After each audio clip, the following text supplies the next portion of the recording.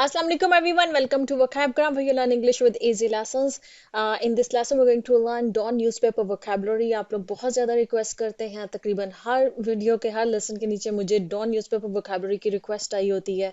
तो एक और लेसन है उस पे. अच्छा, आज के जो लेसन में जो मैंने आर्टिकल्स जिनसे मैंने vocabulary पिक की है वो दो आर्टिकल्स हैं, और ये जो अभी का चल रहा है जो इशू इजराइल और पैलेस्टाइन का जो कॉन्फ्लिक्ट चल रहा है उसी से रिलेटेड हैं दो आर्टिकल्स. एक आर्टिकल है जिसमें एक अल जजीरा का जो एक जर्नलिस्ट है उसकी जो फैमिली है वो गजा में मारी गई है, तो उस पर है एक आर्टिकल. और सेकंड आर्टिकल जो था इसके मतलब इशू के ऊपर था कि जो नेतन्याहू ने कहा है कि हम वहां पर जमीनी जो है वो हमला करने लगे हैं गजा पे. तो दो आर्टिकल्स इसलिए हैं क्योंकि मैं चाह रही थी कि एक ही सेशन के अंदर आपको जो इम्पोर्टेंट वोकैबुलरी होती है वो ज्यादा से ज्यादा मैं आपको प्रोवाइड कर सकूं, तो इसलिए दो आर्टिकल से मैंने इसमें वोकैबुलरी जो है वो इंक्लूड की है. तो दोनों के लिंक मैं आपको डिस्क्रिप्शन में दे दूंगी अगर आप आर्टिकल्स को रीड करना चाहते हैं. अच्छा, बहुत यूजफुल होगा इस लेसन के बाद अगर आप आर्टिकल्स को रीड करें, क्योंकि जब आप एक दफा वर्ड्स के मीनिंग्स, और जाहिर बात है मैं पूरे पूरे सेंटेंसेस को मैं सारे उन आर्टिकल से क्लिप्स इसमें ऐड करती हूँ, तो वो उन सबको मैं आपको एक्सप्लेन करती हूँ, तो एक दफ़ा आप मेरे से समझ लेंगे उसको.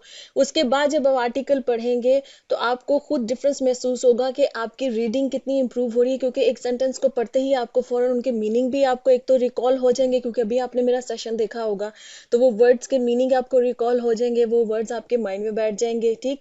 और आपको खुद को एक रवानगी और एक फ्लुएंसी भी महसूस होगी, आपकी रीडिंग इंप्रूव होगी. ठीक है, तो चलें जी शुरू करते हैं आज का सेशन. पहला हमारा जो वर्ड है वो है जी इनडिस्क्रिमिनेट. इनडिस्क्रिमिनेट जो है वो एडजेक्टिव है और इसका मतलब होता है विदाउट मेकिंग केयरफुल डिस्टिंक्शंस. ठीक है, इनडिस्क्रिमिनेट, देखें डिस्क्रिमिनेट ही इसका एंटोनिम है. ठीक है, ये एक दूसरे के ऑपोजिट वर्ड्स हैं, डिस्क्रिमिनेट और इनडिस्क्रिमिनेट. डिस्क्रिमिनेट करने का क्या मतलब होता है? जब हम लोगों में भेदभाव करते हैं, जब हम डिस्टिंक्शन करते हैं लोगों के बीच में, वो किसी भी बुनियाद पे हो सकता है. हम डिस्क्रिमिनेट करते हैं वर्क प्लेस के ऊपर कास्ट की बुनियाद पे, किसी इंसान के रिलीजन की बुनियाद पे. अक्सर लोग होता है, मैं वर्क प्लेस की बात कर रही हूँ, नॉर्मली हम आम जिंदगी में भी करते हैं, हर जगह पे करते हैं हम लोग. ठीक है, जेंडर की बुनियाद पे डिस्क्रिमिनेशन तो हमारे माशरे में बहुत आम है. ठीक है, लड़कों को ज्यादा इंपॉर्टेंस मिलती है, लड़कियों को नहीं मिलती है, तो इसको कहते हैं डिस्टिंक्शन करना, भेदभाव करना, ये डिस्क्रिमिनेट करना होता है. ठीक. इनडिस्क्रिमिनेट का मतलब हो गया कि जब आप डिस्टिंक्शन नहीं कर रहे हैं, सबको एक तरह से जो है वो उनके साथ सलूक कर रहे हैं. ठीक है, तो ये इनडिस्क्रिमिनेट हो गया है. ठीक है, जैसे कि अब इसमें इन्होंने किस तरह से इस्तेमाल किया है, the indiscriminate assault by the Israeli occupation forces resulted in the tragic loss of his wife, son and daughter, while the rest of his family is buried under the rubble. ये उस जर्नलिस्ट के, अल जजीरा के journalist के बारे में बात हो रही है. वो कह रहे हैं कि the indiscriminate assault by Israeli occupation forces. जाहिर बात है वो जो भी बमबारी कर रहे हैं गजा के अंदर, वहां पर कोई डिस्क्रिमिनेशन नहीं कर रहे हैं, कोई डिस्टिंक्शन नहीं कर रहे हैं कि यहाँ पर कोई स्पेसिफिक लोग हैं या कोई टेररिस्ट हैं तो उनको हमने मारना. नहीं, वो हर जगह पे किए जा रहे हैं, चाहे उसमें सिविलियंस मर रहे हैं, चाहे उसमें बच्चे मर रहे हैं, खवातीन मर रही हैं, उन्हें कोई फर्क नहीं पड़ रहा है. ठीक है, तो वो कहते ये इनडिस्क्रिमिनेट असॉल्ट है कि विदाउट एनी डिस्टिंक्शन वो सबको साथ एक जैसा सलूक कर रहे हैं, चाहे कोई सिविलियन है चाहे कोई टेररिस्ट है, उन सबको जो है वो उस तरह से मारे. ठीक है, तो वो कह रहे हैं कि जो इनडिस्क्रिमिनेट असॉल्ट है by the Israeli occupation forces, उस इनडिस्क्रिमिनेट जो कि विदाउट डिस्टिंक्शन उन्होंने वो जो असॉल्ट किया है, उसकी वजह से क्या हुआ है कि एक ट्रेजिक लॉस हुआ है. उस जर्नलिस्ट की जो वाइफ है वो मारी गई है, उसका जो बेटा है उसकी बेटी मारी गई है, और जो बाकी उसकी फैमिली है वो क्या है, is buried under the rubble. Rubble कहते हैं जब कोई बिल्डिंग वगैरह जो है वो तबाह होती है तो उसका जो मलबा गिरता है ना नीचे, तो उसको रबल बोलते हैं. तो वो कह रहे हैं कि वो जो मलबा है ना उस बिल्डिंग का, जिस भी बिल्डिंग में वो थे, किसी बिल्डिंग के उस मलबे के नीचे वो दबे हुए हैं. अल्लाह खैर करे. अच्छा जी, नेक्स्ट हमारे पास हुआ जी विदरिंग. विदरिंग जो है ये एडजेक्टिव है और इसका मतलब होता है intense, severe and relentless, causing significant damage और डिस्ट्रक्शन. विदरिंग कहते हैं कुछ चीज जिसकी आपने कहना हो कि बहुत इंटेंस है, बहुत सिवियर है, बहुत संगीन है. ठीक है, तो वहां पर हम जो है ना विदरिंग जो वर्ड जो है वो इस्तेमाल करते हैं. जैसे कि उन्होंने कहा है कि Israel launched withering strikes on the narrow Palestinian territory. Narrow Palestinian territory ना, गजा की अगर आप स्ट्रिप देखें तो बड़ी नैरो सी छोटी सी स्ट्रिप है, अगर आप उसको मैप पे जाकर जाकर देखें। तो वो कह रहे हैं कि इसराइल ने जो लॉन्च किया है विदरिंग स्ट्राइक्स लॉन्च की है, बड़ी सुवेयर किस्म की, रिलेंटलेस किस्म की जो है ना, मतलब क्योंकि वो बहुत ज्यादा बोmbardment वहां पे कर रहा है, ठीक है। तो वहां पर उसने की है, स्ट्राइक की है in response to a massive cross border attacks by Hamas fighter in October, जो कि उन्होंने इन रिस्पॉन्स किए क्योंकि इंटरनेशनल मीडिया पे इस चीज को इसी तरह से हाईलाइट किया जा रहा है कि जी अक्टूबर 7 को जो कि हमास ने अटैक किया था, तो इस वजह से जो है ना वो इन रिस्पॉन्स जो उसके उसके रिस्पॉन्स में जो है वो इसराइल ऐसे कर रहा है, उसके पीछे की हिस्ट्री को कोई भी मेंशन नहीं कर रहा है। दैट इजरायली ऑफिशियल्स से have killed more then 1400 people, जो कि लोग इसराइल के जो ऑफिशियल है वो कह रहे हैं जी 1400 इसराइली मारे गए उस हमास अटैक में। More than 220 people were taken hostage, 220 लोग जो थे वो हमास हॉस्टेज करके ले गया and are currently held in Gaza, जो कि गजा में इस वक्त मौजूद है। अच्छा जी, इवैक्यूएट नेक्स्ट वर्ड है। इवैक्यूएट जो है ना, इसका मतलब ये वर्ब है, इसका मतलब है टू रिमूव और relocate people often from a dangerous और emergency situation to a safer place. Evacuate का मतलब बना था कोई इलाका खाली करवाना, ठीक है। वहां इलाके से जब सारे लोगों को निकाल दिया जाता है तो इसका मतलब है आपने उस इलाके को इवैक्यूएट किया है। इसी तरह से बिल्डिंग्स भी खाली करवाई जाती हैं, जब होता है ना कभी हम समटाइम्स कोई इमरजेंसी अलार्म हो जाए तो फिर वो सारे कहते हैं कि प्लीज इवैक्यूएट, किसी बिल्डिंग के अंदर जितने भी लोग हैं उनको कहा जाता है कि आप इस बिल्डिंग को खाली कर दें, ठीक है। तो जहां से कोई किसी हॉल में से, किसी बिल्डिंग में से, किसी इलाके में से लोगों को खाली करवाना, वहां से भिजवा देना कि वो किसी सेफ जगह पे चले जाए, तो उसको इवैक्यूएट करना कहते हैं। और इस तरह से इन्होंने इस्तेमाल किया इसको कि Al Jazeera said the family were staying in a temporary home after evacuating Gaza city. Gaza city को उन्होंने कहा था ना कि आप खाली कर दें।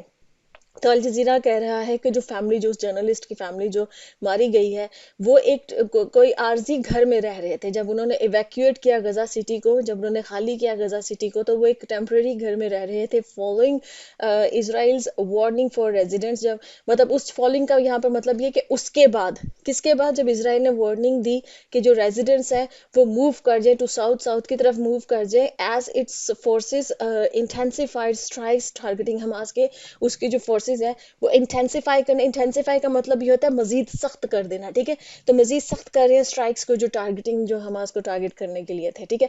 नेक्स्ट हमारे पास है जी retaliatory. Retaliatory is an adjective और it means in response to some previous action. Retaliatory action वो एक्शन होता है जब आपने किसी दूसरे ने कोई एक्शन लिया तो उसके जवाब में आपने कोई एक्शन लिया, तो वो रिटेलिएटरी एक्शन होता है, ठीक। अच्छा, जैसे ये कि Israel's retaliatory strikes have killed more than 6,500 people in Gaza, a rise of more than 700 since Tuesday, according to the health ministry। मतलब वो कह रहे हैं कि ये जो retaliatory strikes है, मतलब इस तरह से मीडिया इसको पोर्ट्रे कर रहा है कि इसराइल ने जो अपने आप को डिफेंड करते हुए कर रहा है, उससे पिछले 75 साल में जो किया है वो सब जो है ना वो उसको कोई मेंशन नहीं कर रहा है। सभी के जैसे कि पहली दफा हुआ है ऐसा कि सब कुछ पीसफुल था। खैर एनीवे मैं किसी और तरफ जा रही हूँ। अच्छा जी, इजराइल रिटेलिएटरी स्ट्राइक्स जो है ना, मतलब कि उन्होंने जो रिटेलिएट किया है और उस स्ट्राइक्स में क्या हुआ है, have killed more than 6,500 people in Gaza. तो गजा में उन्होंने जो है ना 6,500 लोग जो है वो मार दिए हैं। A rise of more than 700 since Tuesday से, मतलब अब तक जो है ना वो 700 लोगों का इजाफा हो चुका है according to the health ministry के मुताबिक। नेक्स्ट हमारे पास वो है जी incursion। incursion is a verb and it means a sudden and usually hostile invasion or raid into a territory or area। एक जो सडन अटैक करना और इन्वेड करना, कब्जा करना, उसको इंकर्जन करना कहते हैं। सडनली किसी इलाके पे कोई फोर्सेस जो है वो अटैक करती हैं और उस इलाके को इन्वेड कर लेती हैं, उस पर कब्जा करती हैं, तो उसको इंकर्जन कहते हैं। और यहाँ पर लिखा हुआ है कि facing growing international pressure to rethink plans of a massive ground assault. मतलब कि फेस कर रहा है इस वक्त इसराइल एक बड़ा ही मतलब इंटरनेशनल प्रेशर फेस कर रहा है कि वो दोबारा से सोचे, रीथिंक करें उनका जो प्लान है कि हमने जो ना मैसिव ग्राउंड असॉल्ट जो है वो करना है। तो PM Benjamin Netanyahu said on Wednesday that Israel was preparing for a ground incursion into Gaza। Benjamin Netanyahu ने वेडनेसडे को ये बोला कि इसराइल जो है वो तैयारी कर रहा है कि वो ग्राउंड इनकर्जन करेगा, मतलब कि ज़मीनी हमला करेगा, ज़मीनी कब्जा करेगा गजा पे। और even as Tel Aviv shelling killed more civilians amid growing pressure to deliver aid to hundreds of thousands of Palestinian. कि जब तक कि जहाँ तक के टेल अवीव से मुराद उनका यही है, इसराइल ने शेलिंग करके मतलब ज़्यादा सिविलियंस को मारा है इस चीज़ के दौरान के जो ग्रोइंग प्रेशर है उसके ऊपर कि वो जो hundreds of thousands of Palestinians है उनको जो है वो एड जो डिलीवर की जाए, उस प्रेशर के दौरान भी अमिड हमेशा यूज होता है के दौरान या के दरमियान या के दौरान के मीनिंग में ये इस्तेमाल होता है ये वर्ड। और ये सबसे ज्यादा न्यूज़पेपर वोकैबुलरी में इस्तेमाल होने वाला वर्ड है अमिड, ठीक है। तो मतलब कि इस चीज के दौरान भी उन्होंने इतनी ज्यादा शेलिंग जो है वो सिविलियंस के ऊपर की है। अच्छा, नेक्स्ट हमारे पास वर्ड है हीड। हीड वर्ब है, इसका मतलब है to pay attention to something. जैसे कि she doesn't pay heed to whatever I say, ठीक है, जो भी मैं कहता हूँ या कहती हूँ वो उस पे जो है ना वो हीड नहीं करती है। शी डजंट पे हीड मतलब कि वो कोई तवज्जो नहीं देती है। तो किसी की बात पे तवज्जो देने को हीड करना कहते हैं। जैसे कि है कि anger over civilian deaths has been inflamed further by a sense of betrayal, ठीक है। वो कह रहे हैं कि सिविलियंस के ऊपर जो अटैक है ना, उसने वो इन्फ्लेम्ड कर दिया। हैज बीन इन्फ्लेम्ड मतलब कि उसमें आग लगी, वो भड़क उठा है by a sense of betrayal, कि उसमें जो सिविलियन डेथ्स है ना उसकी वजह से ना ये जो चीज ना इस ये चीज भड़क उठी है कि लोगों के अंदर ना एक सेंस ऑफ बिट्रेयल आ गया। उन्हें लग रहा है कि उनके साथ धोखा हुआ है। क्यों ये उन्हें लग रहा है कि as many of those who heeded Israel's call to move south are also being killed, ठीक है। जितने सिविलियंस की डेथ बढ़ी उसकी वजह से लोगों को लग रहा है कि इसराइल ने धोखा दिया है। वो इस वजह से उनको लग रहा है क्योंकि वो लोग जिन्होंने इसराइल की कॉल पे कि जी आप साउथ की तरफ को चले जाएं और ये इलाका छोड़ दें, उसने और जिन्होंने उसकी इस कॉल को सुना, heeded Israel's call मतलब कि जिन्होंने उसकी इस कॉल को सुना, इस पे तवज्जो दी और अमल किया, और ऑल्सो बीइंग किल्ड, उनको भी किल किया जा रहा है। क्योंकि जो काफले रास्ते में जा रहे थे, जो जो रोड्स हैं, उन रोड्स के ऊपर जो है वहां पर भी अटैक हुआ है, वहां पर भी लोगों को मारा गया है। तो इसका मतलब ये है कि साफ उसकी टेंशन नजर आ रही है कि वो लोगों को मारना चाहता है, वो खत्म करना चाहता है गजा के लोगों को, इसराइल जो है, ठीक है। अच्छा जी, नेक्स्ट हमारे पास है जी रिब्यूक। रिब्यूक का मतलब ये है a stern disapproval or criticism of someone's actions, behavior or words, ठीक है। किसी चीज को रिव्यू करने का मतलब यह है कि आप क्रिटिसाइज करते हैं किसी के एक्शन को, किसी के बिहेवियर को, किसी के वर्ड्स को, और उसको डिसअप्रूव करते हैं। आप ये कहते हैं कि तुम्हारी ये बात बिल्कुल गलत है या तुम्हारा ये एक्शन गलत है, ठीक है। और बड़ा स्ट्रांगली करते हैं, स्टर्न तरीके से। स्टर्न का मतलब होता है बड़े स्ट्रांगली, सख्ती से, ठीक है। तो उसको रिव्यू करना। अच्छा, इसमें उन्होंने इस तरह से यूज किया कि in a rare review to Israel settlers in the occupied West Bank, US President Joe Biden reiterated calls for a two-state solution for Palestinians and the Israelis once the current conflict subsides. अच्छा, वो कह रहे इन a rare rebuke. Rare क्यों word use किया है? क्योंकि rare कहते हैं ऐसी चीज जो नायाब हो, जो ज्यादा ना हो, ठीक है। रिब्यूक मैंने अभी आपको बताया किसी चीज को, किसी की किसी बात को, एक्शन को डिसअप्रूव करना, क्रिटिसाइज करना। तो वो कह रहे हैं कि जी जो प्रेसिडेंट जो बाइडेन है यूनाइटेड स्टेट्स के, उन्होंने बड़ा ही रेयर रिब्यूक किया है to Israeli settlers in occupied West Bank. क्योंकि देखिए गजा के अंदर तो वो ये एक्सक्यूज पेश कर रहे हैं कि जी वहां पर हमास है, हम उनको टारगेट कर रहे हैं, जबकि उनकी मतलब रियल अटेंशन लोगों को, लोग हैं, सिविलियंस हैं टारगेट, क्योंकि उनके एक्शन से पता लग रहा है। तो वेस्ट बैंक में जो वो मार रहे हैं लोगों को, वहां पर कौन हमास है? नहीं है ना। तो उस पर उन्होंने कहा है कि इसराइल के जो सॉरी जो यूनाइटेड स्टेट्स का जो प्रेसिडेंट है जो बाइडन, वो भी मतलब कि इस चीज पे कंपेल हो गया है कि उसने रिब्यूक किया है इन एक्शंस को इसराइल के। और ये बड़ा रेयर है क्योंकि यूनाइटेड स्टेट्स कभी भी रिब्यूक नहीं करता है इसराइल का, वो हमेशा सपोर्ट में होता है। तो उन्होंने रिव्यू किया, रीइटरेट किया है। रीइटरेट का मतलब ये है कि दोबारा से जोर दिया है, calls for a two state solution for Palestinians and Israelis, कि टू स्टेट सोल्यूशन होना चाहिए पैलेस्टीनियंस के लिए और इजराइलीज के लिए। Once the current conflict subsides. Subsides का क्या मतलब होता है? सबसाइड का एक वर्ब है, इसका मतलब होता है टू डिक्रीज, डिमिनिश और बिकम लेस इंटेंस, कि किसी चीज को जो है ना डिक्रीज करना, कम करना। तो उसके कहने का मतलब है कि वंस एक दफा जो है ना जो करंट कॉन्फ्लिक्ट किस वक्त चल रहा है वो सबसाइड कर जाए, मतलब कि वो डिक्रीज हो जाए, उसमें कमी आ जाए, वो एक दफा वहां पर सीज फायर हो जाए, एक पीस आ जाए। तो उसके बाद वो कह रहे हैं कि टू स्टेट सोल्यूशन होना चाहिए। अच्छा, नेक्स्ट हमारे पास वो है जी fraught. Fraught is an adjective and it means filled with और likely to result in. Fraught का मतलब होता है कि कोई चीज भरी हुई है किसी चीज से, या उसका ये नतीजा निकलने के चांसेस हैं।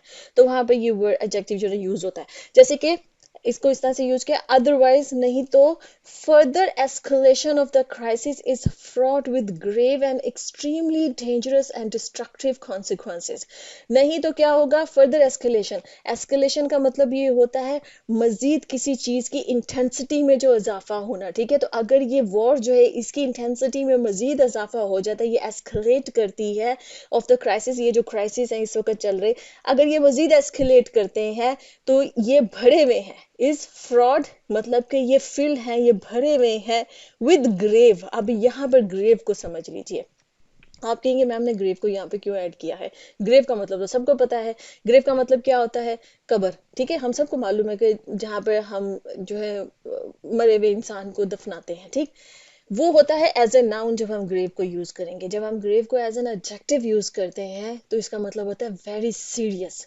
कोई चीज जो बहुत संगीन किस्म की हो, वहां पर उसको जो है वहां पे हम ग्रेव वर्ड यूज करते हैं। जैसे कि किसी के चेहरे पे बहुत ही बहुत ही सीरियस किस्म के, संजीदा किस्म के एक्सप्रेशन हो, ठीक है, तो उसके उन एक्सप्रेशन को ग्रेव एक्सप्रेशन आप बोल सकते हैं। जैसे कि खुदा ना खास्ता कोई डॉक्टर है, वो जब किसी फैमिली को उनके पेशेंट की डेथ की खबर सुनाता है तो वो बहुत ही ग्रेव फेस के साथ सुनाता है, मतलब बहुत सीरियस फेस के साथ सुनाएगा, ऑब्वियसली दुख और वो जो संजीदगी होती है।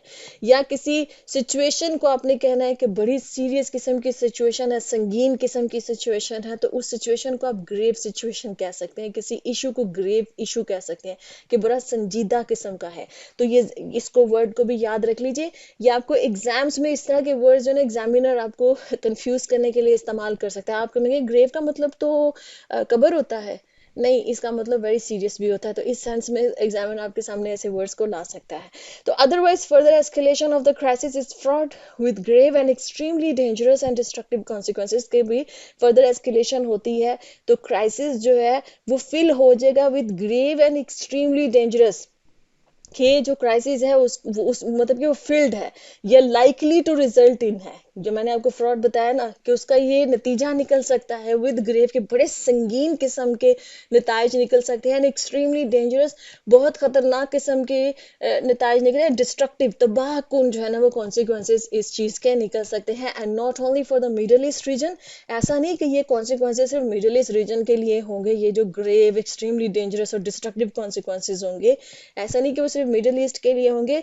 It could spill over far beyond the borders of the middle east, कि अगर ये एस्केलेट करता है तो फिर ये मिडल ईस्ट के जो बॉर्डर्स है ना उधर से भी बाहर निकलकर और कंट्रीज को भी अपनी लपेट में ले लेगा। स्पिल ओवर का मतलब ये है फैल जाएगा। ठीक है, तो ये फैल जाएगा फार बियॉन्ड द बॉर्डर्स, कि जो बॉर्डर्स है मिडल ईस्ट के उससे भी बहुत दूर तक, मतलब और कंट्रीज भी इसके अंदर इन्वॉल्व हो जाएंगी।